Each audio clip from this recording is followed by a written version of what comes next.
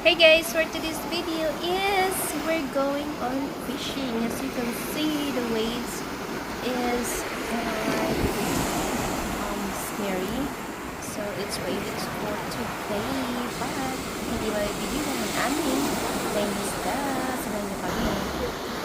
Oh, angelfish? Anong tawag dyan? Angelfish? Yan si Gina Katchan. Guys, ang ating nahuli. Men, hindi naman sa akin nahuli talaga. Kunti lang yung sa amin. Tapos binigyan kami nila Dana. Especially yung nanay niya ang gusto makahuli. Tapos si Gina. Tapos si Rafi, yung asawa ni Dana. Ayan siya guys. Thank you so much sa mga donation niyo sa isda. Ayan. So, ang gagawin ko is ipipili ko para wala na siyang bones. Tapos yung mga lamang loob is gagawin naming fertilizer. Walang sayang, di ba? Guys, welcome back sa aking video. So, ito na nga, nang isda kami earlier this morning. We leave about 5:30. Kasi, nag-ano pa kami, syempre nag-travel pa. So, tapos guys, ang babait naman ng mga kasama ko, binigyan ako ng isda. Ayan, so marami kaming isda. Ito na nga, tinanggal ko na yung mga ulo kasi yung mga ulo is gagamitin namin for fertilizer, pati yung mga bones. Tapos ito, finally ko na siya para naman ito sa aking jusawa pa kasi separate. Kasi ako, I don't mind na may mga bones. Ayan, so, yan guys, boneless na siya. Ayan, binoneless ko. Diba? And then, tapos ito pa yung iba, hindi pa na boneless. So, ang gagawin to guys is anuhin muna natin itong ano. Dahan-dahan lang ako guys kasi nandito ako sa loob ng bahay. Nangangamoy na nga. Marami kanto tayong maubos nito para mawala yung amoy. So, hindi masyadong natatanggal yung mga ano. Hayaan mo yan. I don't really mind kasi mamaya is matatanggal naman yan. Ayan. Ano bang tawag dito? Scales. Yeah, yung mga... Ouch! Oh my goodness. Ito lang talaga yung ano mo guys, yung kalaban mo is yung tinik niya. Ayan. Yung mga bones na nakakatakot. Kaya kanina ayan.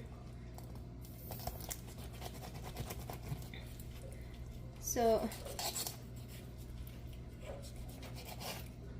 ika-cut in half ko lang siya guys. And then, hindi ko natatanggalin yung mga bones kasi apat lang naman yung gusto ng aking asawa. So, tapos itong mga lamang loob is gagamitin naming fertilizer sa aming mga tanim namin, di ba? So, ayan guys. Ganyan na siya. Tapos, ganyan na rin siya. Ano ba? Hindi ko na tinagal yung mga scales. Matatanggal na lang yan.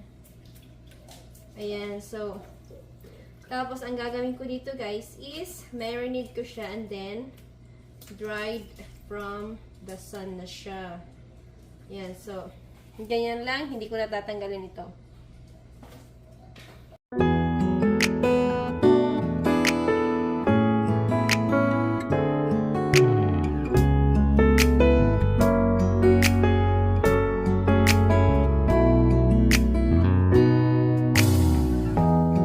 햇살이 너무 좋았어 그냥 모두 좋았어 널 만나서 모든 게 다 잠에서 깨어나서 휴대폰을 먼저 보게 돼 참 많이 변했다는가 세상에서 제일 행복한 순간 널 만나고 매일 겪게 돼 매일은 감사하죠 그대가 곁에 있어서 언제나 오늘 같길 기도해요 그대와 함께라는 건 영원한 축복 같아서 오늘도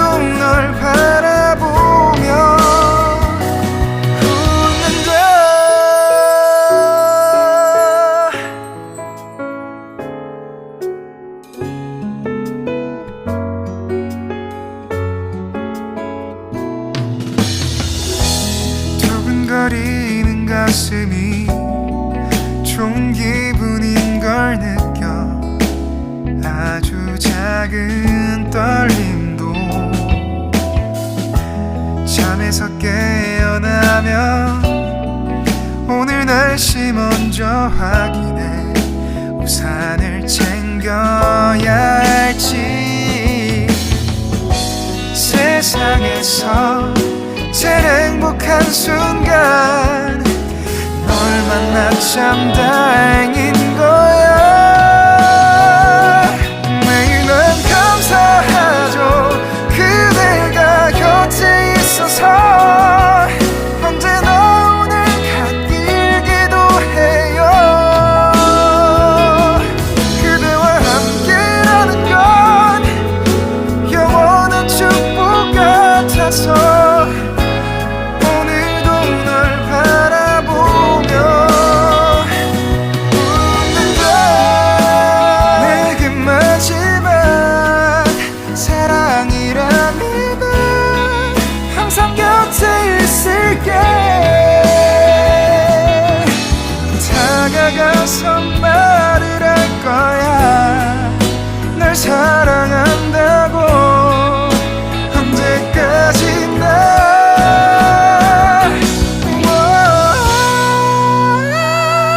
매일 난 감사하죠.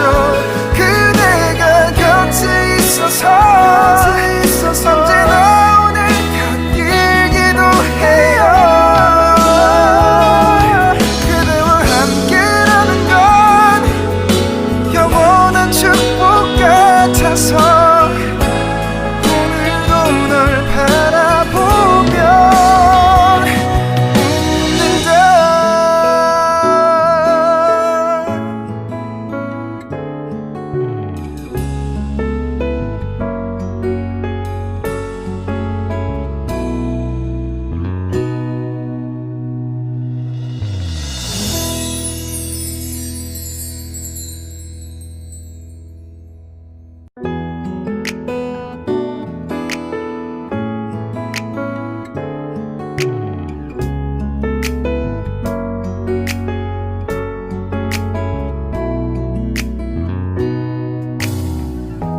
햇살이 너무 좋았어. 그냥 모두 좋았어. 널 만나서 모든 게 다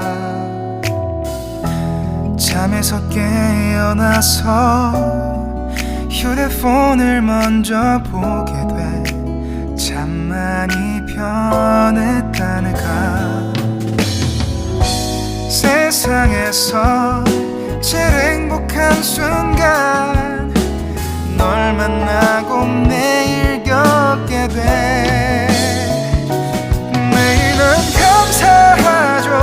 그대가 곁에 있어서 언제나 오늘